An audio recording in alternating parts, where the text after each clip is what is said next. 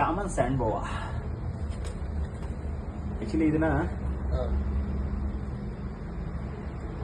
ಮಣ್ಣಿನಲ್ಲಿ ಇರುವಂತಹ ಹಾವು. Common sand boa, red sand boa, common sand boa, ಇದರ 2 ಜಾತಿ ಬರ್ತದೆ. ಕಚ್ಚುತ್ತೆ, ಬಟ್ ಅಷ್ಟೊಂದು ತೊಂದರೆ ಇರೋದಿಲ್ಲ. ತೊಂದರೆ ಇಲ್ಲ. ಕಚ್ಕೊಂಡಿದ್ಯಾ? ಹುಷಾರ್ ಸರ್.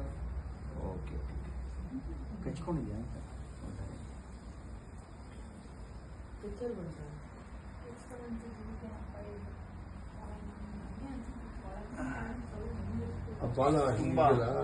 ತುಂಬಾ ದಪ್ಪ ಇದೆ.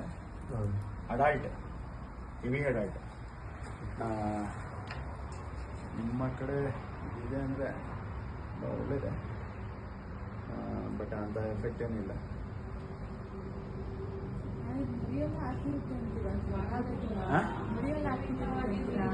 ಮರಿನಾ ಆಲ್ಮೋಸ್ಟ್ ಮೇಡಿಂಗಿಗೆ ನಿಮ್ಗೆ ಇನ್ನೊಂದು ಹಾವು ಬೇಕಾಗುತ್ತೆ. ಖಂಡಿತ. ಒಟ್ಟು ಡೇಂಜರ್ ಏನಿಲ್ಲ ಸರ್ ಇದು? ಇಲ್ಲ ಖಂಡಿತ. ಅಲ್ಲಲ್ಲ, ಇದ್ರ ಪ್ಯಾಟರ್ನ್ ಕಾಮನ್ ಆಗಿ ನೀವು ಇನ್ನೊಂದ್ಸಲಿ ಕೇಳಿದ್ರ ನನ್ನ, ಸರ್ ಕೊಳಗ್ಮಳ್ಳನ ಇಲ್ಲ ಬೇರೆ ಹಾವ ಅಂದ್ರೆ ನೀವು ಹೆಬ್ಬವನ ಹತ್ರನೂ ನೀವು ಮಾತಾಡಿದ್ರ? ಹಂಗಂತಲ್ಲ ಸರ್, ಇದು ಹಾವು ಸಣ್ಣ ಇತ್ತಲ್ಲ, ಚಿಕ್ಕ ಇತ್ತಲ್ಲ, ಸೇಮ್ ಮ್ಯಾಗಡೆ ನೋಡಿ ಹಂಗೆ ಅನಿಸ್ತು. ಪ್ಯಾಟರ್ನ್ ನೋಡ್ಬಿಟ್ಟು ನೀವು ಎದುರ್ಕೊಂಡ್ರ? ನಾವೇನು ತೊಂದರೆ ಕೊಟ್ಟಿಲ್ಲ ಅದಕ್ಕೆ. ಇಲ್ಲ ಇದು ನಾವು ಹಿಂಗಡೆ ಬಾಲ ನೋಡಿ ಸೇಮ್ ಅದೇ ಅನ್ಕೊಂಡು. ಇಲ್ಲ ಓಕೆ ತೊಂದರೆ ಇಲ್ಲ. ಬಟ್ ನೋಡಿ, ಇದು ಹೆವಿ ಅಡಲ್ಟ್.